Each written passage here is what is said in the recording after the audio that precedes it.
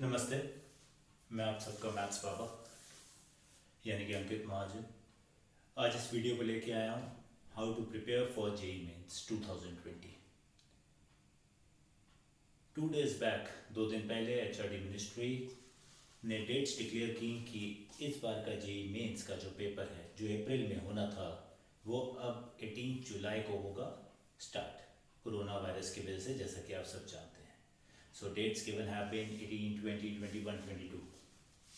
Now today is 7th of May. आज 7 मई है और 18 जुलाई के लिए आज से 71 डेज बचे हैं। इन 71 डेज को हम कैसे बेस्ट तरीके से यूटिलाइज कर सकते हैं, चाहे हम टॉपर हैं, चाहे हम एवरेज हैं, चाहे हमारी अभी भी तैयारी नहीं है, इन सब का मैं आंसर देने वाला हूँ आपको अगली थोड़ी देर की वीडियो के अंदर।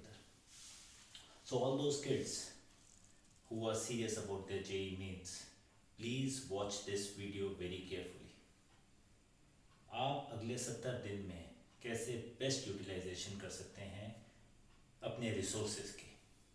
अब बहुत लोगों ने मेरे को मैसेज किए कि क्या करें कैसे करें, कुछ समझ नहीं आ रहा है, उसीलिए मैं आज ये वीडियो बना रहा हूँ।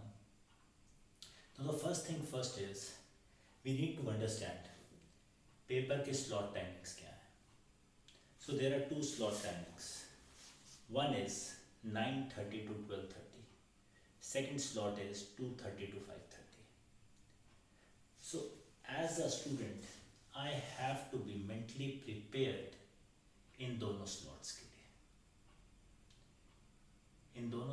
लिए, I have to be mentally prepared. So that means कि भैया सबसे पहली बात जो आती है, अभी मैं कोई सब्जेक्ट की बात नहीं कर रहा हूँ, अभी मैं सिर्फ ये बात कर रहा हूँ कि हमें रोज़ 9:30 बजे टेबल पे होना है अपने बुक्स के साथ, अपने पेपर पेन के साथ, पेंसिल के साथ। हमें पढ़ने के लिए बैठना है रोज़ सुबह 9:30 बजे। प्रेफरेबल है, बहुत अच्छी बात है अगर आप 9 बजे बैठ जाएं। हमें अपनी एक पहली शिफ्ट 9 से 12:30, 9:30 से 12:30, पौने 1 बजे तक की बनानी पड़ेगी। उसके बाद हम रेस्ट करेंगे और दूसरी शिफ्ट हम बनाएंगे अपनी 2:30 to 5:30। जो भी बच्चे मेरे साथ, बहुत बच्चे कहते हैं कि हम रात को पढ़ाई करते हैं, बहुत अच्छी पढ़ाई होती है, कोई डिस्टर्बेंस नहीं होती है घर पे और हम ना बहुत ज़्यादा अच्छा पढ़ पाते हैं, प्लीज़ उस बात को भूल जाइए अगले 70 दिन के लिए। रात को पढ़ाई जितनी कम कर देंगे उतना अच्छा है, because it's a very simple फंडा कि हमें अपनी एक साइंटिफिक रूटीन बनानी है। अगर हमारा पेपर सुबह 9:30 बजे है और मैं उठता ही सुबह 12:30 बजे हूँ, 12 बजे हूँ, 1 बजे हूँ, तो आप कैसे एक्सपेक्ट करोगे कि पेपर के टाइम पे आपका दिमाग बेस्ट चल रहा हो। Your body, your mind has to be fine tuned according to the time. बहुत लोगों ने, आप सबने सुना होगा ये बात, अगर हम यहाँ से आज अमेरिका चले जाएँ तो हमें जेट लैग होगा, यहाँ से ऑस्ट्रेलिया चले जाएँ तो जेट लैग होगा। क्यों? टाइम डिफरेंस आ जाता है। Same is the case with the body also in terms of time difference. अगर हम रोज़ उठते ही लेट हैं, हम अगले दिन सुबह उठेंगे, हमारा दिमाग उस कैपेसिटी से नहीं चल पाएगा। Our brain has to develop a proper schedule. So my advice to everyone is कि भैया प्लीज़ प्लीज़ प्लीज़ अपना शेड्यूल चेंज करने का टाइम आ गया है। No very late night studies, these 2 slots are a must अगर आप पढ़ना चाहते हैं। My first advice to everyone is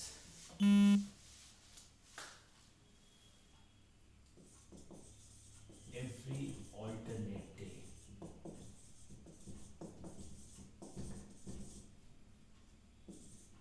a previous year or sample paper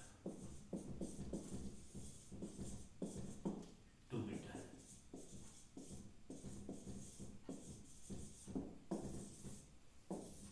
सबसे ज़्यादा ज़रूरी है, आप एक सिंपल सी बात समझिए, आपको किसी भी चीज़ की प्रैक्टिस करनी है। लेट्स से आप डांस का बहुत अच्छा करते हैं, अब आपको कंपटीशन में जाना है तो आप क्या करेंगे? बार बार डांस करेंगे उसी गाने के ऊपर और नॉन स्टॉप डांस करेंगे, राइट? अगर आप म्यूज़िक में बहुत अच्छे हैं, आप सिंगिंग कंपटीशन में जाना चाहते हैं, तो क्या आप एक लाइन प्रैक्टिस करते हैं कि पूरा गाना प्रैक्टिस करते हैं? So same is the case with these papers. बच्चा जो सबसे बड़ी गलती करता है वो ये है कि वो 3 घंटे बैठ के कोई पेपर ही नहीं सॉल्व करता, और अगर सॉल्व करता भी है तो बहुत कम सॉल्व करता है। आज हमारे पास 70 डेज़ हैं अप्रॉक्सीमेटली। अगर आप इन 70 दिनों के अंदर, आप, मैं सिर्फ आपको एक चीज़ कहता हूँ, हफ्ते में 3 पेपर करने हैं, रोज़ सुबह 9:30 बजे स्टार्ट करके 9:30 से 12:30 आपको पेपर करने ही करने हैं। अगर आप 3 पेपर भी करते हैं एक हफ्ते के अंदर तो दैट मीन्स कि आपने 30 पेपर्स तो कर लिए। जब आप 30 पेपर कर चुके होंगे तो आप देखेंगे कि आपका लेवल ऑफ कॉन्फिडेंस ही एक अलग होगा। आप कंफर्टेबल फील करेंगे पेपर के साथ। आपको ऐसा नहीं फील होगा कि हाय मैं डर रहा हूँ, क्या होगा क्या नहीं होगा, बिकॉज आप उस रियल टाइम इन्वायरमेंट को फील कर रहे होंगे। आपने किया होगा अपने घर पे उन 30-32 पेपरों के अंदर। Not every day, every alternate day if you can go with the paper और प्रीवियस ईयर पेपर। अगर आप प्रीवियस ईयर में भी आई से, बिकॉज बहुत ही पैटर्न रिपीट होते हैं आजकल जेईई मेंस के, पिछले 5 साल के पेपर उठा लीजिए, see there is a difference, small difference, and that is पहले 90 क्वेश्चन आते थे पिछले साल तक 3 घंटे में करने के लिए। अब 300 नंबर का पेपर हो गया है। अब 60 क्वेश्चन आएंगे, 20-20-20 एमसीक्यू आएंगे और 5-5-5 न्यूमेरिकल क्वेश्चन आएंगे। So number of questions have decreased. तो अगर कम क्वेश्चन आने वाले हैं और हम ज़्यादा क्वेश्चन करेंगे तो that is good for our health only, not a bad thing to do. आप पिछले 5 साल के सैम्पल पेपर्स प्रेफरेबली, मैं कहूँगा बुक में से भी ना निकालिए, अगर बुक है तो ठीक है, वरना आप पेपर्स डाउनलोड कर सकते हैं कहीं से भी ऑनलाइन। पेपर्स को निकालिए, उनको सॉल्व करना स्टार्ट कीजिए, सी आपका रैंडम स्कोर, एवरेज स्कोर क्या होता है। So my suggestion will be 9:30 to 12:30 is your paper time. 2:30 to 5:30 analyze the paper, जो सबसे ज़रूरी है। बच्चा कहाँ गलती खाता है, वो ये चीज़ नहीं करता है। अगर आप एनालाइज करने लग गए, बिलीव मी, आपका रैंक, आपका स्कोर बहुत इंप्रूव कर जाएगा। रीज़न है, जो एनालाइज करता है वो अपनी गलतियाँ फाइंड करता है, एंड एक ह्यूमन टेंडेंसी है, ह्यूमन नेचर है, हमें अपनी गलतियाँ ना सुनने का शौक़ है, ना समझने का शौक़ है, ना देखने का शौक़ है। इंसान अपनी गलतियाँ छुपाना चाहता है। हमें यहाँ पे यही गलती नहीं करनी है, हमें अपनी गलतियाँ पहचाननी है, हमें अपना पेपर एनालाइज करना है, क्या हमारा वीक स्पॉट है, क्या हमारा स्ट्रॉन्ग स्पॉट है, और अपने आप को इन 70 दिनों में सच बोलना है। यार 2 साल मेहनत की है 11वीं 12वीं की, ठीक है ना, आप ये लगा लो 720-730 दिन हो चुके हैं आपको 11th-12th के अंदर, ज़्यादा ही हो गए थोड़े से और, ठीक है जी। अगले 70 दिन और बचे हैं, क्यों ना अपना बेस्ट शॉट देते और अपने आप को सच बोले। हमें झूठ बोल के मिलेगा क्या। आप सुबह पेपर कीजिए, शाम को 3 घंटे बैठ के उसको एनालाइज कीजिए, निकालिए आपको कौन कौन से टॉपिक नहीं आते हैं, क्या क्या क्वेश्चन नहीं हुए। जो क्वेश्चन आपसे नहीं हुए, आप उन क्वेश्चंस की थ्योरी को दोबारा रात को बैठ के पढ़िए। अगला दिन आपके पास फ्री है, आप उन क्वेश्चंस की थ्योरी को, उन टॉपिक्स को अच्छे से समझिए। मैं इस टाइम नहीं कह रहा हूँ बच्चा बहुत पागल हो रहा होता है, मेरे पास इतनी किताबें पढ़ी है, फिजिक्स की यहाँ तक किताब होगी, केमिस्ट्री की होगी, मैथ्स की होगी, किताबें करें कौन सी, भाई छोड़ दो अभी के लिए, किताबें छोड़ दो इतनी सारी। कोचिंग का मटेरियल कम मिला होएगा, इतनी इतनी हमने किताबें, Resnick Halliday, Irodov, H C Verma, R D. Sharma, TMH, हमने सारी किताबें रखी होंगी, ठीक है जी। केमिस्ट्री की पी बहादुर से लेकर आपके पास ऑर्गेनिक की कितनी अलग किताबें होंगी, छोड़ दो यार। अभी टाइम क्या है, अभी टाइम है, क्वेश्चंस करेंगे, जितने क्वेश्चन प्रैक्टिस करेंगे उतना कॉन्फिडेंस लेके आएंगे। It's a simple logic. 30 papers if you are able to do, I'll give you a simple step. 30 papers, 30 papers mean 30 अच्छे questions, 30 अच्छे papers mean 90 क्वेश्चन हर पेपर में है। 90 into 30 is 2700 very good questions that have come in the JEE mains. We are not doing just any question. We are doing those questions that have come up in the paper. So those are high quality questions. और उसी के ऊपर आप देखेंगे कितने ही pattern repeat होते हैं। तो अगर आप ये चीज़ कर पाते हैं, आई एश्योर यू वन थिंग, आधा पेपर आप ऐसे ही सॉल्व कर पाएंगे। क्यों? क्योंकि आप पिछले 5 साल के पेपर्स को ढंग से समझ के आए। एक दिन पेपर, उसके शाम को एनालाइज, अगले दिन और उस दिन रात को बैठ के तसल्ली से आप पढ़िए कि आपको कौन कौन से क्वेश्चन नहीं आए, उनके टॉपिक्स करने हैं। अब बात करूँगा मैं इंडिविजुअल सब्जेक्ट्स की। As far as I go and what my experience is, it's all about pressure at that moment. बहुत बच्चे मैंने देखे हैं मैथ्स या फिजिक्स स्टार्ट कर लेते हैं और उनका बैंड बच जाता है। क्यों? क्योंकि वहाँ जाके फंस जाते हैं क्वेश्चंस में, टाइम ही नहीं पता लगता। ओ माय गॉड, इतना टाइम हो गया पेपर करते करते। मैं हमेशा बच्चों को कहता हूँ कि एक सब्जेक्ट जो गेम चेंज करता है that is chemistry. Chemistry is one subject, वो हमेशा गेम चेंजर होता है। Easiest to start with. No, मैं कोई डिफेम नहीं कर रहा हूँ केमिस्ट्री को कि ईजीएस्ट है, easiest to start with, because उसमें कैलकुलेशन रिलेटिवली कम होती है। Question is a very straightforward question, you will know it और you will not know it. ठीक है ना? अब आपको कंपाउंड का नाम बताना है, या आपको आता है या आपको नहीं आता है। आपको बताना है, ठीक है जी, कि पंजेंट गैस कौन सी होती है, पंजेंट स्मेल किसकी होती है, यू नो इट और you don't know it. You have to tell कि भैया रिएक्शन क्या बनेगा, सो यू नो इट और you don't know it.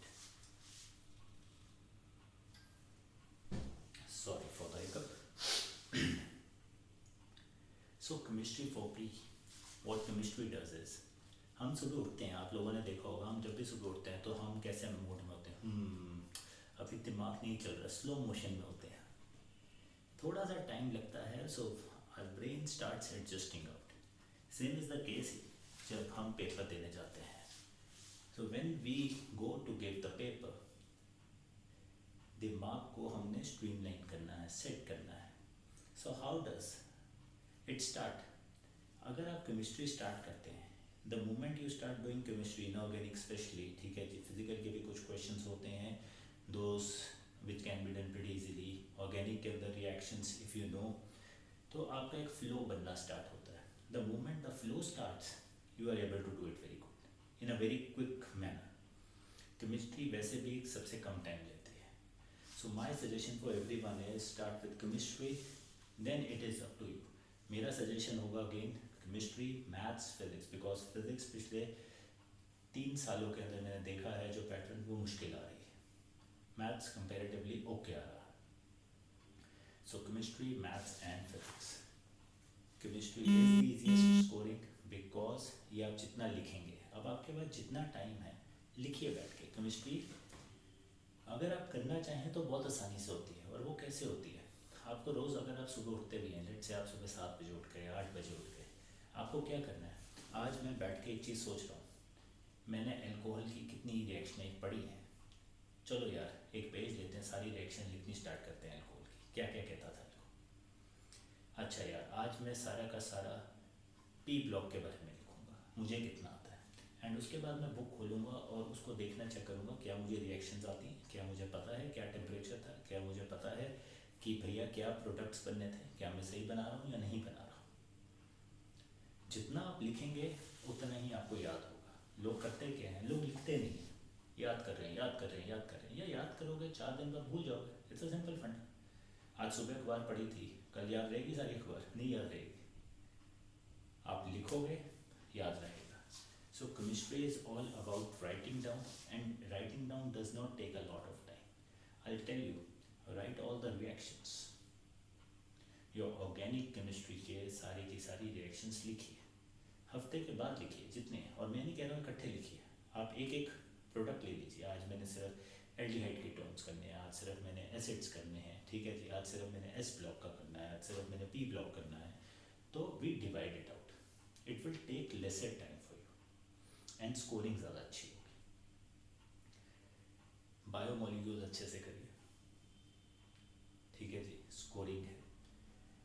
Same way आप मैथ्स का पेपर देखेंगे, मैथ्स में बहुत वैल्यूज़ सब्स्टिट्यूट करके आंसर आ जाते हैं, ठीक है जी, हिट एंड ट्रायल से आ जाते हैं, एलिमिनेशन करके आ जाते हैं। मतलब अगर हमारे को 20 क्वेश्चन आने वाले हैं, आप ये लगा लीजिए 8 9 10 क्वेश्चन तो ऐसे ही हो जाएंगे। और कोई नहीं कह रहा 20 में से 20 क्वेश्चन करके आने, तो बड़े आराम से स्कोरिंग हमारी हो सकती है। मैथ्स के जो इम्पोर्टेंट टॉपिक्स आते हैं, टू सीक्वेंस एंड सीरीज आना ही आना है पेपर के अंदर, ठीक है जी।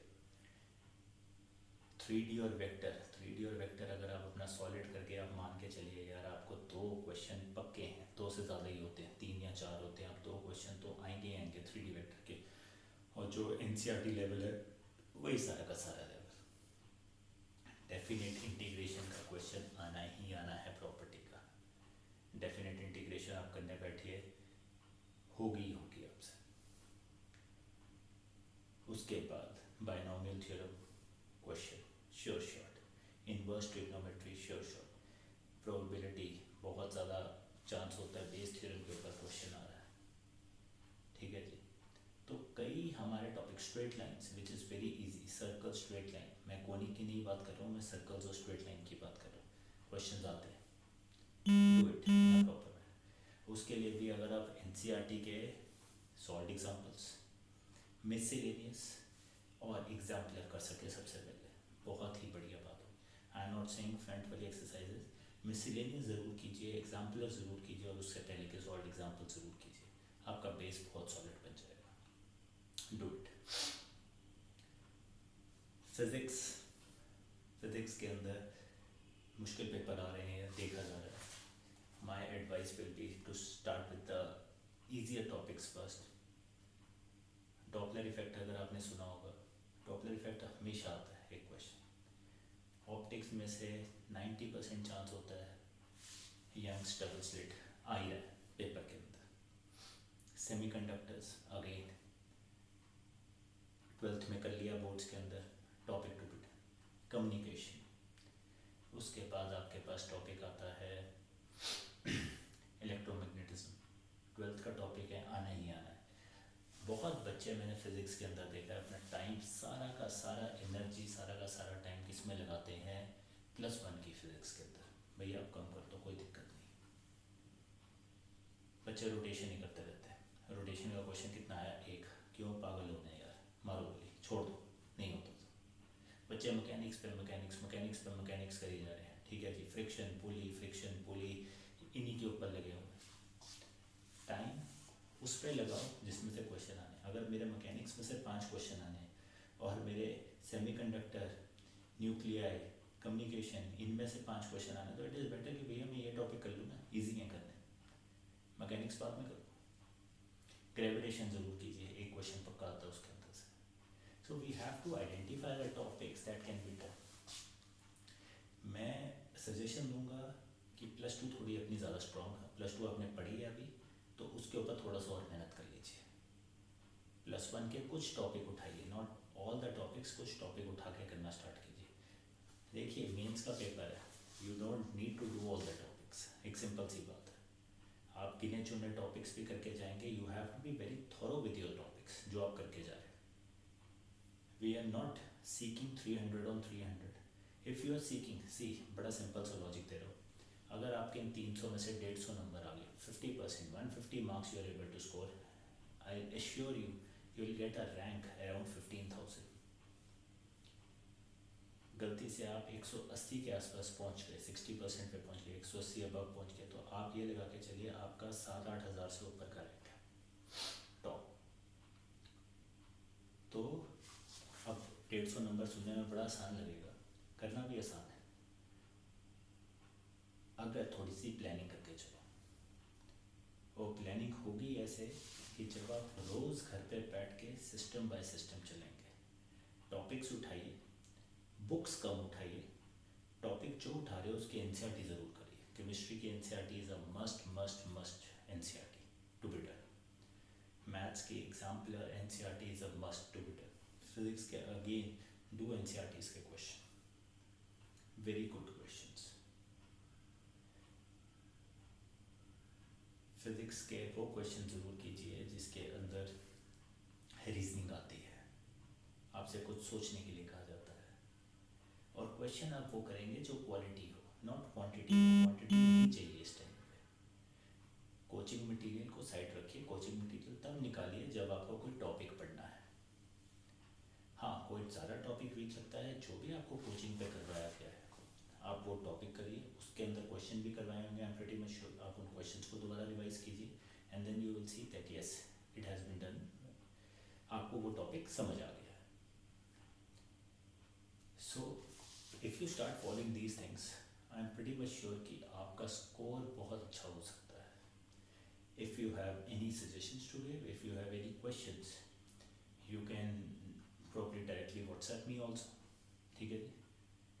You can Instagram me or you can write in the comment section, I don't mind. My ID is Maths Baba, as you all know. So thank you so much guys for watching. I'll be coming up with another video very soon. Jai Mata.